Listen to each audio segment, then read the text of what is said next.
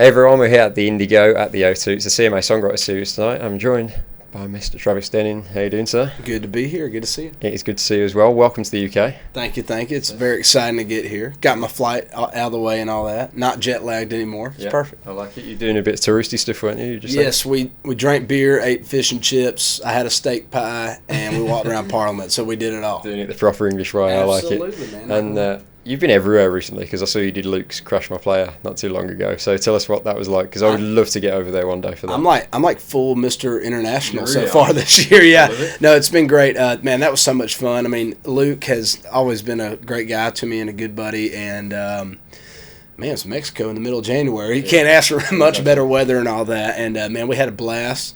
It rained on us a little bit, but I wasn't sweating it. Yeah, I was looking at all the Instagram posts, and it's like 2 degrees here, and I'm looking at it going, I hate these people. Well, what's so funny is we did that, and then we immediately flew to Minnesota and played a rodeo up there, and it was -7 degrees when we left for the airport the next morning. And I'm like, what? Why? Why did we do this, Wow.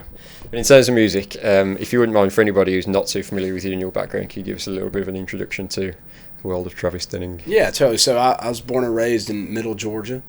Obviously, there's a lot of Georgia boys in country music, but I was raised on Allman Brothers Band and Metallica and Motorhead and AC/DC, and I fell in love with country music when I got into high school, and especially when I started writing songs. You know, that's where I was finding where I could best tell my stories, you know, and really express who I was as an artist. And, you know, it was John Anderson and George Strait and Alan Jackson and Shenandoah and a lot of that, the Gatlin brothers my mom loved and all that. And, yeah, I moved to Nashville when I was 21 and really started just writing a bunch of songs and finding who I was, you know, and it's kind of led me here. Yeah, tell us about that process of moving to Nashville at 21, because I can't imagine a more intimidating situation to be thrown in, like you're a small fish in a huge pond when that happens. You know, parts of it were kind of scary, but honestly, like, I look back and I think, oh my God, I was just a little, like, just off the cuff awesome idiot, you know. I mean, like, in the sense of, like, I would go out and network and meet people and write songs and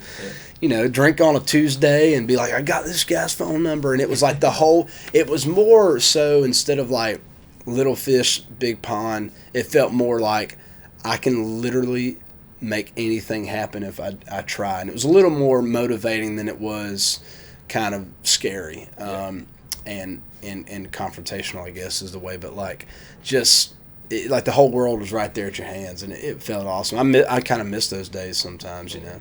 The big turning point for you was signing with Red Creative Group, wasn't it? Your publisher. Yeah. So how did that come about? Because that's a huge moment for anybody in Nashville. Totally. Well, I met Jeremy Stover a couple of months before I moved there.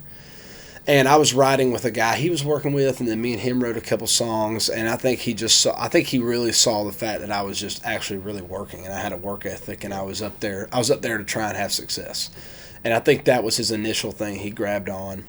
And then he also saw all the potential, I think. And I actually had this conversation yesterday with someone. I'm like, I couldn't imagine trying to look to someone and see in 5 years, you know, you're going to have it going. It's so hard to see, but Jeremy's so good at that. And yeah, he signed me to a publishing deal, and of course that was, you know, it kind of upped my credit a little bit just to be able to get in some better rooms to co-write. And on top of that, I was starting to make a little money, and that just helped free up the idea of stress or anything, and I could really focus on writing, and that's what we did. Yeah. In terms of writing, one of my favourite songs of yours that you've written is Jason Aldean's All Out of Beer. That was my favourite track on that Jason Aldean album. Yeah. It was my favourite too. Of course.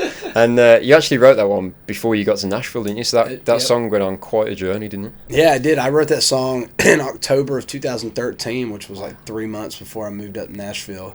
And I wasn't even 21 yet. So it's so funny to think about that. But yeah, Jeremy Bussey, God bless him, he had a great idea, and he really ran with that song. You know, I learned a lot of things in that moment of just writing that song. One was being, if you're co-writing and someone's got it, just get out of the way. You know, kind of just support the song in the moment. You know, add when you can, but if someone's on fire, just let them go. And we got so lucky and wrote a great song that day. It's still just one of my favorites I've written, because I think it's so simple, but the emotion it comes out so well of that what that story is. Yeah, I love that song. It's so good.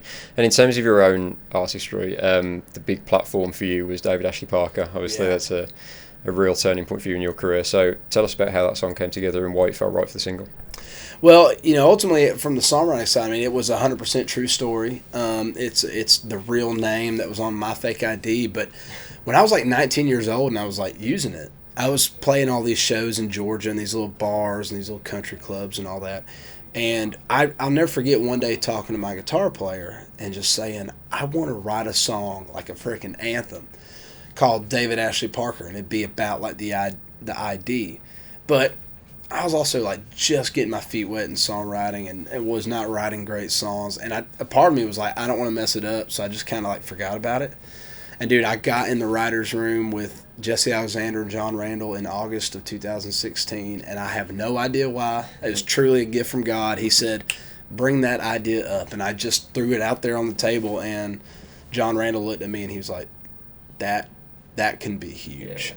We wrote it in about 2.5 hours, and there it went, first single. Yeah. And just before we finish, 'cause I know we're going to be wrapped up in a minute, but speak about your new single, After a Few, because I love that track as well. It's just superb. So it's a great follow-up to David Ashley Parker. I think After a Few is probably a little more indicative of who I am as an artist going forward. And not that David Ashley Parker isn't, but, it was such a unique song. But this one really is everything I love. I mean, loud guitars, fast drums, and I think it's a story that everybody's lived, just that love that you don't need to go back to, but something in your heart takes you back. Yeah, I love it, man. Well, best of luck tonight, and we're looking forward to the show, and enjoy your time at C2C. Thank you, brother. Appreciate you. I look forward to having you back at some point. It's going to be fun. Awesome.